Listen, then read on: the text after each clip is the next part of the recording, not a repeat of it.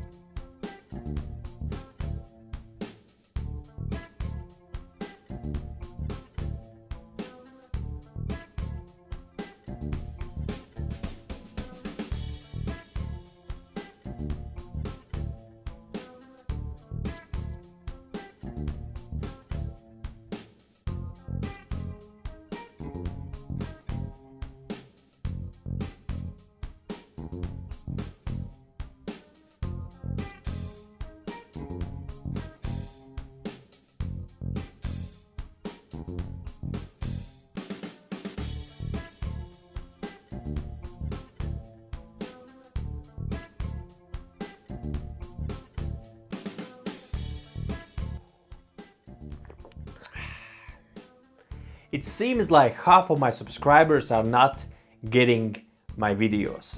They just don't appear in their YouTube subscription feed.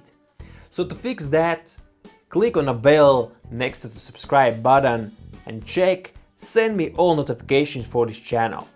Now my friend, you'll be notified when I upload a new video. I'm thinking to do extra videos in live format.